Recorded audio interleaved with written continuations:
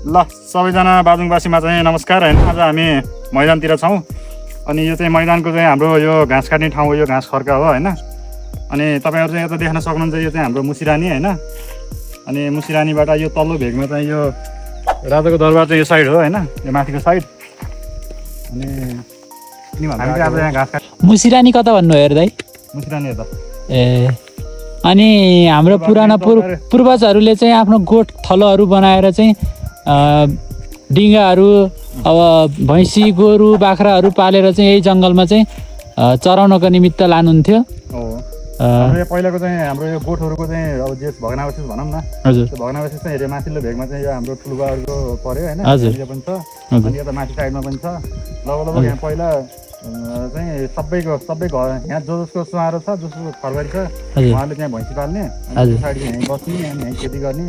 त्यो सबै यो बारीहरू थियो, सबै यहाँ आलु लगाउनुहुन्थ्यो होइन। हजुर हजुर। अनि त्यस पछाडि अनि यहाँ बस्ने, तल घर भए पनि यहाँ चाहिँ जो बस्ने गर्ने, खेती के अरे त्यस पछाडि चाहिँ जनावरहरू पाल्नेदेखि लिएर हुन्थ्यो यहाँ होइन, भैँसीहरू पाल्ने, गाईहरू पाल्ने। हाम्रो बाजुङमा चाहिँ जुन चाहिँ अब 22-24 राज्य अन्तर्गत चाहिँ हाम्रो यो पर्वतमा चाहिँ अब हाम्रो यो बाजुङमा पनि रहेछ एउटा। अनि अब अहिलेको चाहिँ मल्लाजमा चाहिँ दरबार पनि छ होइन, यो पर्वतको हेर्दाखेरि। अनि यता पैयुकोटतिर पनि अब पैयुकोटमा पनि दरबार भयो होइन, त्यहाँ पनि दरबार छ भन्ने कुरा चाहिँ सुनेको। अब म चाहिँ गएको छैन त्यहाँ जानलाई चाहिँ। हजुर हजुर।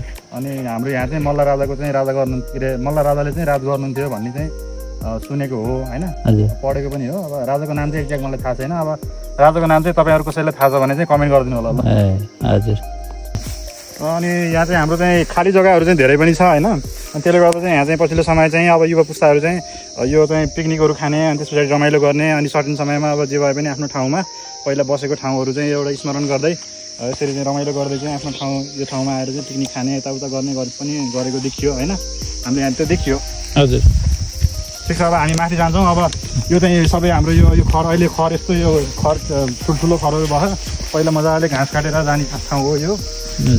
यो यहाँ चाहिँ यो मोलो, यो चाहिँ हामीले चाहिँ जस खाना मिल्छ होइन, मजाले पाक्यो भने चाहिँ एकदम रातो हुन्छ। अनि त्यस पछाडि यो चाहिँ खाना पनि मिल्छ, यसलाई चाहिँ मोलो भन्छ। तपाईँहरूले चाहिँ देख्नुभएको कि छैन होइन, अचार पनि बनाउन मिल्छ, यसको अचार बनाउनु मिल्छ। हामी एकदम अमिलो हुन्छ यो चाहिँ, हामीले यसलाई मोलो भन्छौँ। अब तपाईँकोतिर के भन्छ यो थाहा भएन होइन। अनि पहिला यो यस्तो मजाको बाटो थियो है, अहिले चाहिँ पुरै यो झाडी भएछ। यहाँ त पुरा वनमा र यसले बाटो नै नदेखिने भएछ होइन। अनि यता यो गोठ थलो पहिला चाहिँ यहाँ गोठ थियो, यहाँ चाहिँ खामहरू गाडेको पनि देखियो होइन। यो यस्तो मजाको घाँस हुने ठाउँ यो पहिला। अहिले चाहिँ यो पहिरोले गर्दा रोकिएछ, यहाँ घाँस काट्न यो फाड्ने पनि काम भएन। यो हाम्रो कुमार अङ्कलको होइन, यस्तो मजाको घाँस हुन्थ्यो यहाँ पहिला। अनि हामी चाहिँ यहाँ रोडमा आएको छौँ होइन। यो चाहिँ हाम्रो तलबाट जुन बाजुङको पाटीचोरबाट चाहिँ माथि मैदान जोड्ने चाहिँ योजना अन्तर्गत चाहिँ बनेको चाहिँ यो रोड हो होइन। यो रोड चाहिँ हाम्रो माथि चाहिँ दरबारलाई चाहिँ टच गराउने भन्ने उद्देश्यले चाहिँ पहिला स्थानीय तहबाट चाहिँ बनेको रोड हो यो चाहिँ। यतिको चाहिँ हिँड्नको लागि चाहिँ सजिलो चाहिँ भएको छ। तर अब रोड पनि अब मर्मतसम्म यताउता चाहिँ नभएको कारणले गर्दा खासै चाहिँ राम्रो चाहिँ छैन। त्यस हिँड्नको लागि चाहिँ गोरेटो बाटो चाहिँ ठिक छ अहिलेलाई चाहिँ। अनि यहाँबाट चाहिँ हामीले पारी हेर्दाखेरि चाहिँ अब पारीको त्यो डाँडो भनेको त रामजाको डाँडो भइहाल्यो होइन, त्यो साइड भइहाल्यो। हाम्रो बाजुङको चाहिँ यहाँ तल चाहिँ बाउसे देखियो, अनि त्यहाँबाट यो साइड चाहिँ ओखलढुङ्गा देखियो। त्यसरी चाहिँ हामीले यहाँबाट देख्न सकिँदो रहेछ, त्यो राम्रो भ्यू आउँदो रहेछ। हामी चाहिँ मैदानको चौतारोमा चाहिँ आइयो, तर चौतारो चाहिन्छ होइन, त्यो तलपट्टि रहेको तपाईँले ल यहाँबाट चाहिँ देखिने दृश्य ल झाडी भएर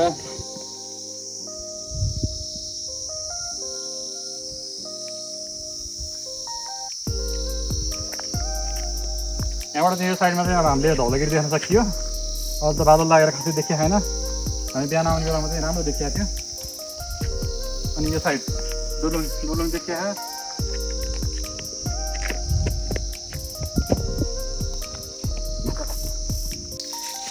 मैदानको चौतारो भन्नु चाहिँ यही नै हो होइन। अब हामी पहिला चाहिँ दाउरा साउरा यता वन सुकाउँदाखेरि चाहिँ दाउरा लिएर हामीले यहाँ दाउरा राखेर अनि यहाँबाट तल जान्थ्यौँ। अनि अब पछिल्लो समय चाहिँ अब यो बाटो पनि यस्तो बनाउनु भएको रहेछ।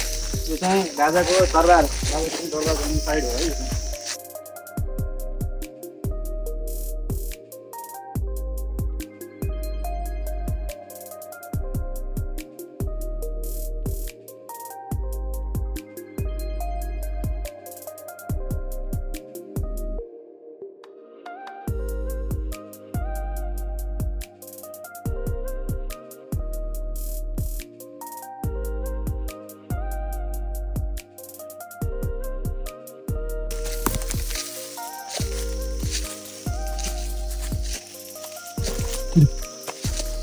बाटो पनि कहीँ माथि यहाँ कुन लाग्यो यहाँ इन्ट्री गएको छ है हामी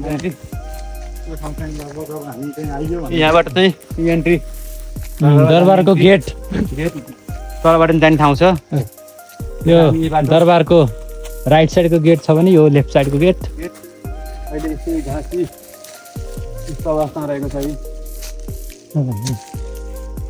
यी केही पनि मान्छे हिँड्न अप्ठ्यारो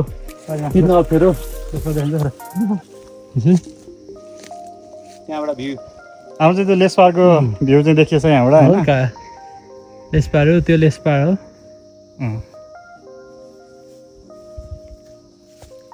रमणीय दृश्य आज हिमाल चाहिँ हामीले बिहानै खिच्नु पाएको भयो भने अहिले चाहिँ हिमाल चाहिँ पुरा बादलले ढाकेको छ यहाँबाट देखिने दृश्य चाहिँ एकदम रमणीय र सुन्दर छ। अब दरबारको चुली नै त आइयो तर दरबार चाहिँ कतापट्टि थियो भने हामीले ठ्याक्क पत्ता लगाउन सकिएन। अगाडि बढिरहेका छौँ हिँडिरहेका छौँ हामी हाम्रो कतै फ्याट्ट दरबार फुलेर हाम्रो यो दरबार एरिया चाहिँ यो एरिया चाहिँ मेन विशेष चाहिँ हाम्रो लागि चाहिँ एकदम मनमोहक भनेको चाहिँ त्यो लाली गुराँसले गर्दा हुन्छ। अब चैत वैशाखमा यस्तो मजाको फल्छ नि यहाँ हजुर यो लाली राम्रो दृश्य देखिन्छ यहाँ जताततै लाली गुराँसको बोट मात्र। अब केही छेउमा हामी दरबार पुग्नेछौँ कहिले ल यहाँ एउटा फल भेटिएको छ चिन्नुहुन्छ यो चुत्रो जस्तो नि छ तर के होला कतै बिख त परेन।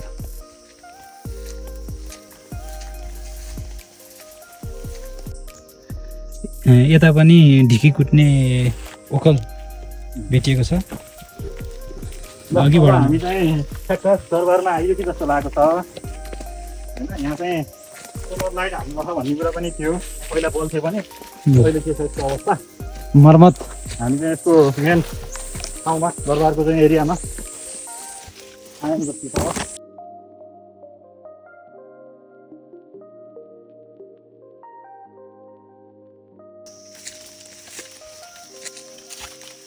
ल म चाहिँ दरबारमा उक्लिँदैछु है। हजुर दरबारमा राजाको प्रवेश हुँदैछ। दरबारमा चाहिँ त्यो हाम्रो प्रवेश भयो। अब यो दरबारको चाहिँ यो अब यो भग्नावशेष हो यो सबै यो वालको चाहिँ एरिया पनि भइहाल्यो। अनि यहाँ तलतिर साइडमा अनि यहाँ चाहिँ सोलर चाहिँ लाइट चाहिँ राख्नु भएको छ। यो चाहिँ एकदम राम्रो पक्ष हो यो गर्नु भएको छ। अब अगाडि आगामी दिनमा पनि यसलाई चाहिँ अलि मध्यनजर गरेर यो ठाउँलाई चाहिँ मध्यनजर गरेर एउटा चाहिँ पर्यटकीय स्थलको रूपमा चाहिँ यसलाई विकसित गर्न सकिन्छ। त्यसको लागि पहल गर्नुपर्ने देखियो होइन। तर धेरै केही पनि गर्न पर्दैन नि दाइ यो ठाउँलाई चाहिँ सर्लक्क रुख फडानी गरेर चाहिँ यहाँ चाहिँ केही संरचनाहरू सानोतिनो जे भयो नि श्रमदानै गरेर भए पनि हामीले चाहिँ बनाउन सकिन्छ नि त। हामी जस्ता 5-7 जना 8-10 जना आइयो भने हामीले गर्न नसकिने भन्ने त केही हुन्न नि त।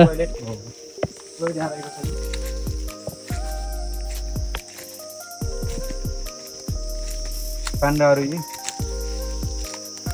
यहाँबाट चाहिँ अहिले बाहिरको चाहिँ दृश्य चाहिँ देख्न चाहिँ अब गाह्रै छ होइन। किनभने यो वनबुटानले चाहिँ अब झारेको छ। यो चाहिँ हाम्रो सामुदायिक वन अन्तर्गत पर्छ।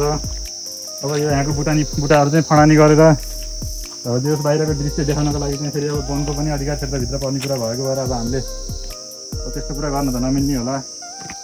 तर चाहिँ यो ठाउँलाई चाहिँ एउटा प्रवर्धन गर्नको लागि चाहिँ त्यो ठाउँमा भएको चाहिँ वनबुटानहरूलाई चाहिँ छेकेर अलिकति चाहिँ हल्का फडानी गरेर यो बाहिरको चाहिँ लेसपार दुर्लुङ देपुर अनि त्यहाँबाट चाहिँ बाजुङको चाहिँ केही भागहरू चाहिँ देखिने तरिकाले चाहिँ त्यसलाई चाहिँ फडानी गरेर हल्का चाहिँ केही दृश्यहरू चाहिँ देखिने बनाउन सकियो भने अझ यो ठाउँको चाहिँ अझै राम्रो उत्थान हुन्थ्यो भन्ने चाहिँ हामीलाई लागेको छ। अहिले यहाँ आएर हेर्दाखेरि चाहिँ यो त एकदम नाजुक अवस्थामा छ। यो त यहाँ केही पनि छैन। यहाँ अब कुनै जमानाको दरबार अहिलेको चाहिँ भङ्गा रहेको भएपछि अहिले भङ्गा भइसक्यो भङ्गा भइसक्यो अहिले। त्यो यहाँबाट यो साइडमा अब हाम्रो बाजुङ हो। अब यो साइडबाट अब केही पनि देखिँदैन अहिले होइन। छैन हामी त बल्ल बल्ल यहाँ हामी पनि निकै सङ्घर्षको साथ काँडामा कोतारिँदै चिप्लो बाटो लड्दै पर्दै देउसिरे आएको हामी होइन त्यो तर जो चाहिँ यहाँ चाहिँ यो लाइट चाहिँ तलैबाट देखिन्छ यहाँ बोलेको चाहिँ होइन जस्तो त्यो यो राख्नु भएको रहेछ यो चाहिँ राम्रो कदम हो यो राम्रो चाहिँ पहल हो राम्रो सुरुवात आगामी दिनहरूमा पनि यस्तै पहलहरू यो चाहिँ यो हाम्रो चाहिँ यो भिडियो हामीले चाहिँ हामी आज चाहिँ यो दरबारमा आएर यसरी अब भिडियो बनाउँदै गर्दाखेरि चाहिँ हाम्रो चाहिँ यो जुन फेसबुकमा हाम्रो चाहिँ टिकटकमा युट्युबमा जति पनि भ्युअरहरू हुनुहुन्छ उहाँहरूले चाहिँ के कुरामा चाहिँ के कुरा चाहिँ गरिदिनु पऱ्यो कमेन्ट मार्फत चाहिँ के कुरा गरिदिनु पऱ्यो भन्दाखेरि चाहिँ यो ठाउँलाई चाहिँ हाम्रो चाहिँ स्थानीय चाहिँ प्रतिनिधिहरू जो हुनुहुन्छ अथवा चाहिँ हाम्रो चाहिँ प्रदेशको अथवा चाहिँ हाम्रो चाहिँ यो वाडाको जो चाहिँ प्रतिनिधिहरू हुनुहुन्छ उहाँहरू समक्ष चाहिँ यो चाहिँ भिडियो सेयर गरेर अनि उहाँहरूलाई चाहिँ यो ठाउँलाई चाहिँ एउटा चाहिँ राम्रो चाहिँ स्थलको रूपमा चाहिँ एउटा चाहिँ घुम्न मिल्ने राम्रो चाहिँ ठाउँको रूपमा चाहिँ विकसित गर्नको लागि चाहिँ कमेन्ट मार्फत पुर्याइदिनु हुन चाहिँ एकदम अनुरोध पनि छ होइन अनि त्यो चाहिँ गर्न सक्नुहुन्छ पर्सनली बाजुङ पेजको म्यासेज गर्न सक्नुहुन्छ अनि त्यस पछाडि चाहिँ हामीले यो अब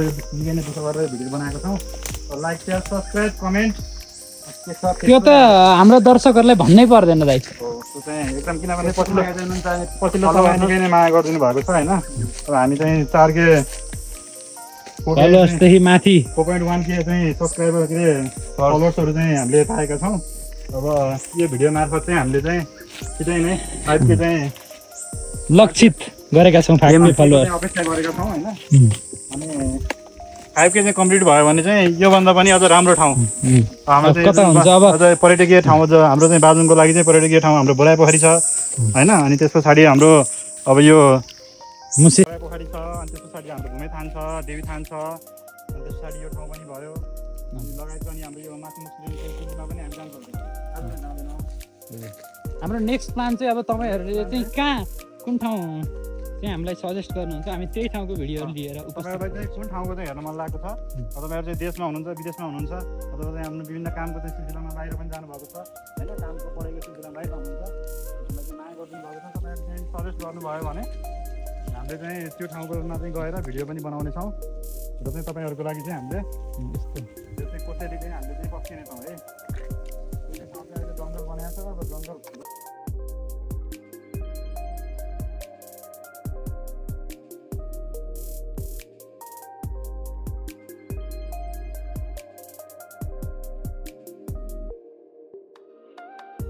बाजुङ गाउँलाई पनि धेरै ठाउँमा चिन्नेछन् त्यसरी नै तपाईँहरूले पनि आफ्नो भिडियो बनाउनुहोस् अनि हामीलाई पनि पठाउनुहोस् हामी पनि अपलोड गरिदिन्छौँ तपाईँहरूले पनि अपलोड गर्नुहोस् होइन यसरी चाहिँ हाम्रो चाहिँ ठाउँलाई चाहिँ एउटा चाहिँ राम्रो बनाउन सकिन्छ हो